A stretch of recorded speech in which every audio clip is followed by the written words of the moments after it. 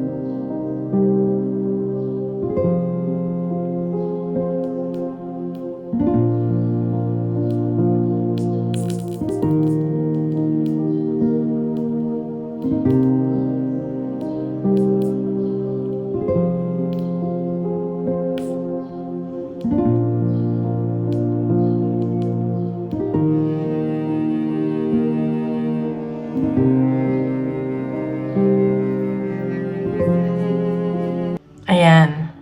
Okay na. Ano yung... Wait lang natin yung flower. Sayang. Ayan. So, tingnan natin. So, ngayon, doon naman tayo sa air signs. Aquarius, Libra, and Gemini. Ano pa pating sa mga air signs?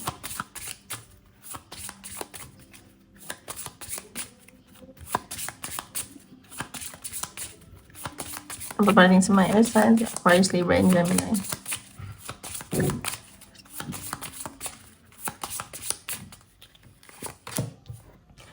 Okay, so nakikita ako na siguro itong mga Aquarius, Libra, Gemini, mga nag-workout.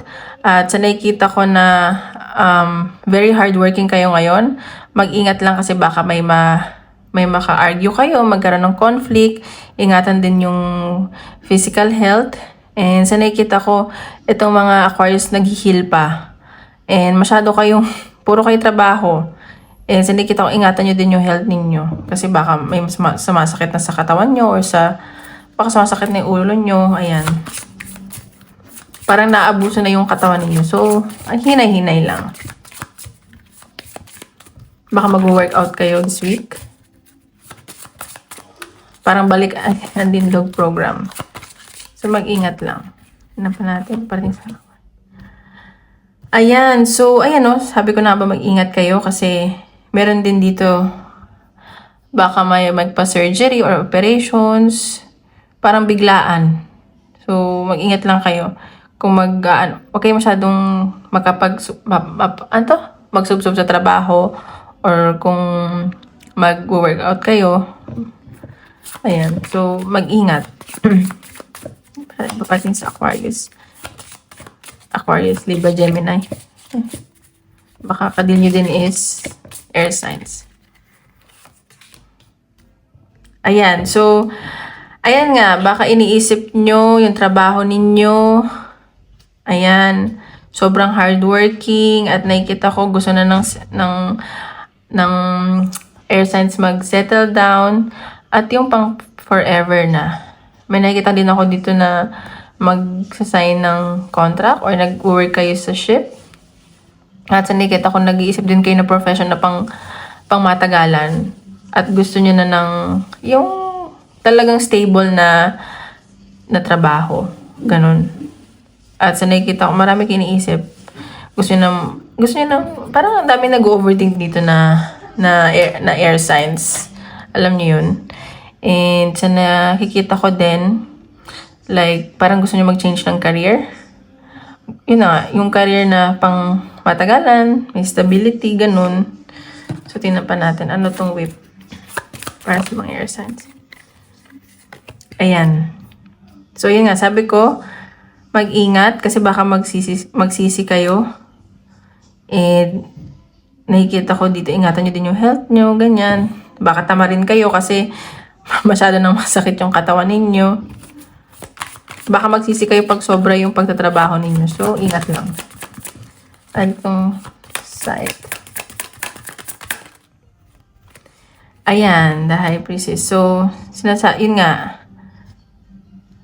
Like, trust your instinct. Huwag basta-basta mag-desisyon. Pag-isipan mabuti ang mga desisyon na gagawin sa buhay. Ayan. Kasi baka mapagod nga kayo. At sa nakikita ko dito, sinasabi dito na trust your gut and instinct. Okay? Tingnan pa natin itong angkor. Ano itong angkor? Ayan. So, may pinag-iisipan ka dito, may babalansehin ka. So, nakikita ko may opportunity paparating sa'yo at pag-iisipan mo to kung ano yung mas makakapagbigay sa'yo ng stability or tama ba itong gagawin mong desisyon. Kasi may nakikita kong may piliin ka sa dalawang opportunity. At sa nakikita ko, kailangan mo maging patient dito. Mag-isip ka ng mabuti. Ayan, no? Swiftness. Kasi may pag-travel ako nakikita. At parang mabilis lang to. Ayan. So, pag-isipan mo mabuti. So, tingnan pa natin. Ito pa rin sa mga air signs.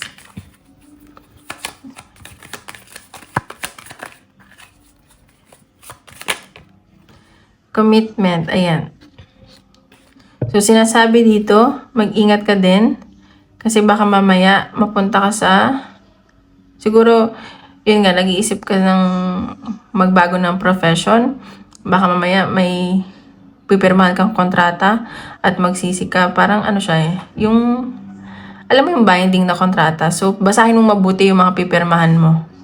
Or kung may mga transaction dito, basahin mo kasi uso ngayon ng miscommunication dahil Mercury retrograde. Kung magsisend ka ng email, ganyan. Ayan, family. At sa nakikita ko, masaya ka naman sa family mo at mag-spend time ka more with your kids, with your family. At sa nakikita ko, may bonding na mangyari dito. Baka aalis kayo. Ayun lang. Ayan. Pero sa nakikita ko, medyo lutang ka. At pagod ka nga. Ayun. Ayun o. May kailangan ka talagang balansehin dito. Siguro, may mga gusto na ba mag-retire dito? And sa nakikita ko, parang may nangyari from the past na hindi mo pa rin matanggap at humihingi ka ng hustisya. Or parang gusto mo ng hustisya sa nangyari sa'yo. Parang hindi mo pa rin siya matanggap kasi medyo lutang ka. Pero ang nagpapa-encourage na lang sa'yo is yung family mo o yung kapartner mo, ganun. Tingnan pa natin ang message ni universe. Try it again. Ayan, subukan mo daw ulit. Huwag kang matakot. Huwag ka pang hinaan ng loob kasi wala naman daw mawawala. Basta subok lang ulit. Ayan, trust the universe and always pray. Ayan, yun lang naman ang natin eh. Maging faithful tayo kay Lord. Magdasal lang tayo. Okay? So, ayun lang. Air signs, maraming salamat po.